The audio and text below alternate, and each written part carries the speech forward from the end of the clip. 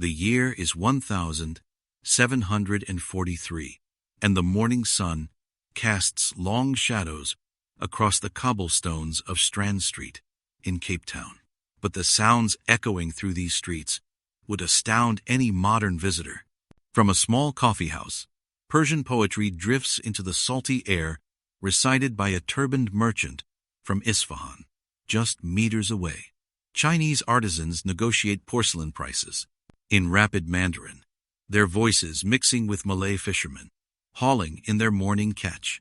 In a hidden courtyard behind the castle, something remarkable is happening. Tuan Guru, an Islamic scholar from Tidore, leads a clandestine school where children of freed slaves learn Arabic, Malay, and Dutch, their whispered lessons. In Islamic law and philosophy, create an underground university that rivals any European institution. Meanwhile, Katharina Oostings, a former slave from Bengal, counts profits from her 3 bakeries. While her Dutch assistant takes notes, she's become one of the wealthiest women in the colony, employing Europeans and owning property that many white settlers could only dream of. This isn't the simple Dutch farming outpost you've read about in history books. This is early Cape Town, a cosmopolitan crossroads where cultures merged, creating something unprecedented at the southern tip of Africa. Hello, I'm Dr. Adam Cameron, and this is Missing History Records. For centuries, we've been told a simple story about early Cape Town. Dutch farmers established a small refreshment station, slowly expanding into empty African wilderness. The popular image is of windmills, simple homesteads, and gradual expansion, basically transplanted rural Holland. But this picture isn't just incomplete, it's spectacularly wrong. The real Cape Town of the 1700s was one of the most diverse, sophisticated cities on earth. Former slaves became powerful merchants. Islamic scholars built hidden universities. Chinese craftsmen, it's created revolutionary fusion art, and African healers treated European patients with superior medicines. It was a city where 12 languages were spoken daily, where underground mosques operated sophisticated networks, and where international espionage was as common as morning coffee. But why don't we know these stories? How did such a fascinating society get reduced to simple narratives about Dutch farmers?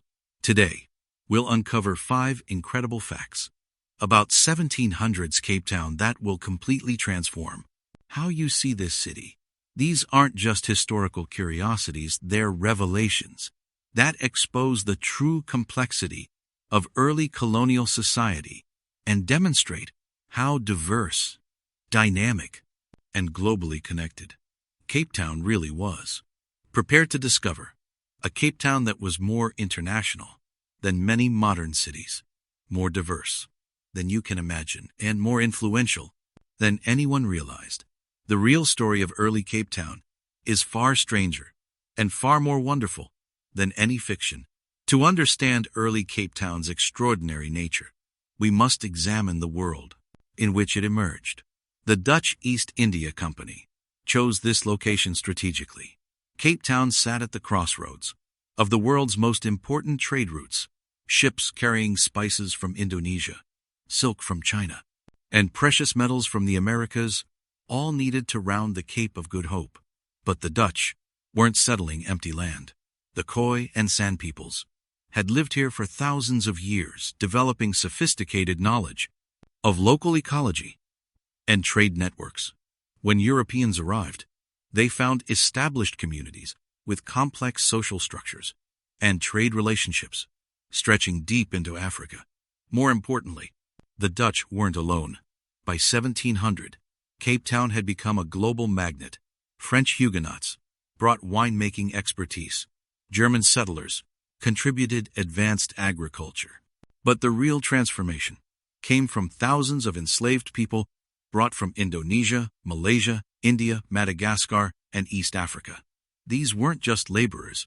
Among the enslaved were Islamic scholars, skilled craftsmen, traditional healers, accomplished musicians, and educated traders. They brought centuries of knowledge in everything from architecture to astronomy, from medicine to mathematics. The Dutch East India Company's unique legal system created unprecedented opportunities. Unlike other colonies, Cape Town operated under Roman Dutch law that, while discriminatory, still provided certain protections. Slaves could own property, freed slaves could become citizens, and skilled workers could earn freedom through specialized labor. By 1700, Cape Town had evolved into something no one anticipated, a truly multicultural city, where former slaves became wealthy merchants. Islamic scholars operated sophisticated schools, Chinese artisans created fusion art, and African knowledge influenced European practices. The city's population was more diverse than London or Amsterdam. Its economy, more complex than many European capitals. This wasn't gradual European expansion. This was rapid, chaotic, fascinating, cultural fusion on a scale that wouldn't be seen again.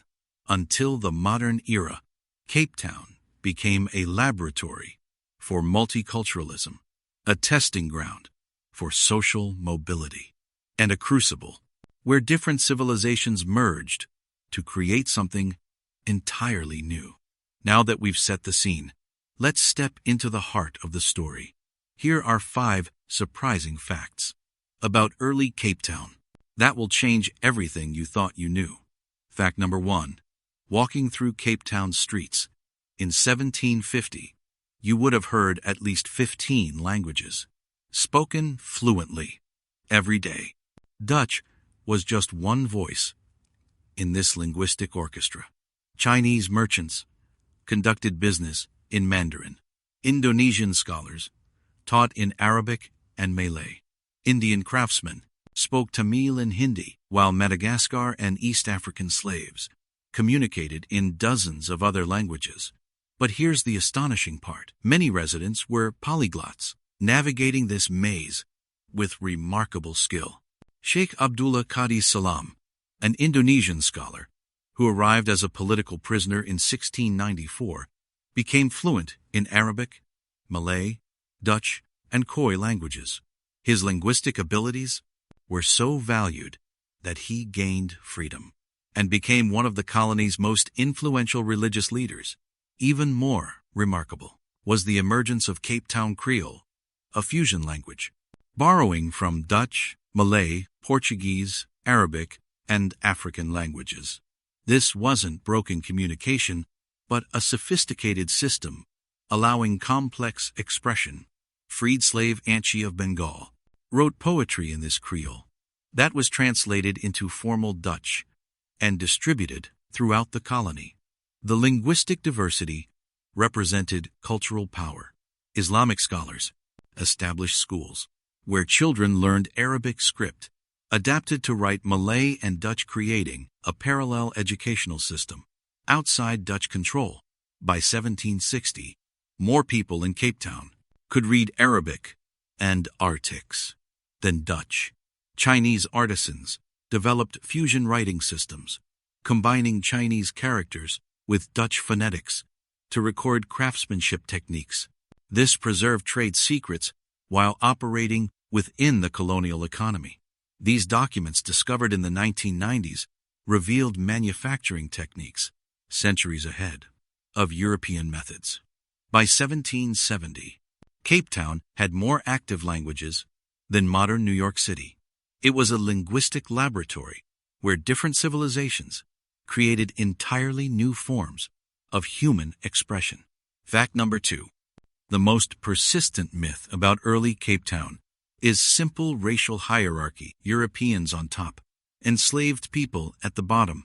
But the reality was far more complex and far more inspiring. By 1730, Cape Town had developed one of the colonial world's most unusual economic systems. The colony's unique legal framework created pathways for social mobility that were impossible elsewhere, resulting in wealthy former slaves who became powerful economic forces. Consider Katharina Oostings, originally enslaved from Bengal. By 1740, She owned 3 bakeries, 2 houses, and a small fishing fleet. Her bakeries supplied Dutch East India Company ships, making her one of the colony's most important food suppliers. She employed 6 European workers, Dutch immigrants who couldn't find better employment elsewhere, essentially reversing the expected colonial power dynamic. Anchi of Bengal built Cape Town's first fashion empire. By 1755, she employed over 20 workers, Europeans, freed slaves, and slaves she had purchased and immediately freed. Her workshop produced clothing, exported to other Dutch colonies, making her one of Cape Town's wealthiest women, regardless of race. Tuan Guru represents the most remarkable case. Arriving as a political prisoner in 1694, he established Cape Town's first consulting business, advising Dutch merchants on Southeast Asian trade opportunities. His knowledge was so valuable that by 1720, he owned property, employed Dutch clerks, and had become one of the colony's most influential business advisors. These weren't isolated cases. Dutch records reveal that by 1760, over 400 former slaves owned property in Cape Town. Many employed European workers as domestic servants or skilled craftsmen. The Chinese carpenter Ah Sing owned the largest furniture workshop, training dozens of Dutch apprentices in advanced woodworking techniques unknown in Europe. This economic mobility created unique social dynamics. European immigrants often found themselves working for former slaves, creating relationships that defied racial categorization. Marriage records show successful freed slaves, sometimes married into European families, creating mixed-race dynasties, influencing Cape Town for generations. Fact number 3. When we think of education in early Cape Town, we imagine simple Dutch schools teaching basic reading to European children. But the reality was completely backwards. Cape Town's Islamic community operated the most sophisticated educational system in the entire colony. And these weren't just religious schools. These were comprehensive universities offering advanced instruction in mathematics, astronomy, medicine, law, philosophy, and literature. They were so advanced, they attracted students from across the Indian Ocean. Tuan Guru established what was effectively Cape Town's first university. By 1720, operating from hidden buildings behind the castle, his school offered instruction in Arabic, Malay, Dutch, and Persian. Students studied Islamic law, mathematics, astronomy, medicine, and philosophy. What made this extraordinary wasn't just academic rigor, it was inclusivity. While Dutch schools only admitted European children, Tuan Guru's school accepted students, regardless of race, religion, or social status. Chinese craftsmen sent children to learn Arabic mathematics. European merchants paid for sons to study Persian literature. Former slaves studied alongside Dutch officials' children. The curriculum was remarkably advanced. Students learned algebra using Arabic texts centuries ahead of European knowledge. They studied astronomy with Islamic instruments that could predict eclipses and calculate navigation routes with precision that amazed Dutch ship captains. Medical students learned surgical techniques, combining Islamic traditions with local African practices. By 1740, this school operated a network throughout the colony. Islamic scholars taught in hidden locations in Stellenbosch, Parel, and remote farming districts, maintaining communication through coded Arabic letters. Dutch authorities largely ignored these schools because they produced skilled workers. That benefited the colonial economy. The system's most remarkable achievement was knowledge preservation. Islamic scholars maintained one of the world's most important Arabic manuscript libraries, including works on mathematics, astronomy, medicine, and philosophy. From across the Islamic world, when Timbuktu's library was later destroyed, many texts survived. Because copies existed in Cape Town, Sheikh Abdullah established Cape Town's first medical school. European doctors often consulted his graduates because Their anatomical and pharmaceutical knowledge was superior to European medical training. By 1770, Cape Town's Islamic schools had produced more literate adults than the official Dutch system. Their graduates could read multiple languages, had advanced mathematical and scientific knowledge, and possessed cultural sophistication that amazed European visitors. Fact number 4. Popular history portrays early Cape Town as a sleepy outpost. The reality was thrilling. Cape Town was one of the world's most important espionage centers, with spy networks that would impress modern intelligence agencies. The city's strategic location made it a natural intelligence hub. Every ship between Europe and Asia stopped at Cape Town, making it perfect for intercepting communications, recruiting agents, and monitoring international developments. By 1720, at least 6 intelligence networks operated simultaneously. The most sophisticated was run by Islamic political prisoners, banished for opposing Dutch expansion in Indonesia. Under Sheikh Abdullah's leadership, they established communication networks stretching from Cape Town to Jakarta, coordinating resistance activities across the Dutch Empire. Their methods were remarkably sophisticated. Messages were hidden in religious texts, written in coded Arabic script. Information passed through freed slaves, working as sailors, traders, and servants. They monitored Dutch military movements, tracked ship schedules, and intercepted official correspondence.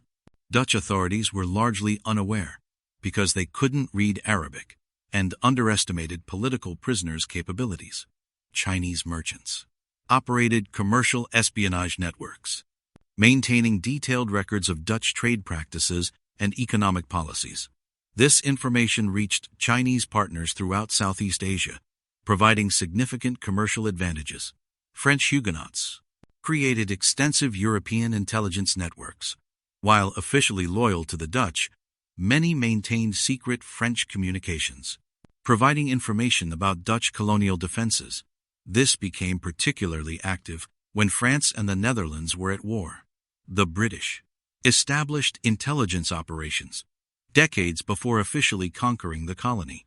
British merchants systematically gathered information about Dutch military capabilities and economic resources, recruiting local informants, including dissatisfied Dutch officials. The most dramatic example occurred in 1739, when Islamic networks uncovered a planned Dutch military expedition against Indonesian resistance. Through their communication system, they warned resistance leaders thousands of miles away, allowing effective defensive preparations. The Dutch expedition was ambushed and defeated, largely because of Cape Town intelligence.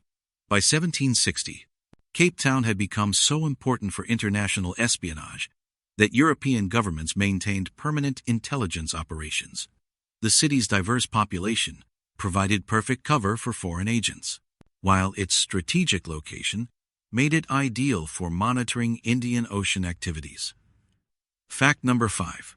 When we think about medicine in early Cape Town, we imagine primitive conditions with limited European knowledge. The reality was far more sophisticated. Cape Town had developed one of the world's most advanced medical systems, combining knowledge from Europe, Africa, Asia, and the Americas. The foundation was necessity.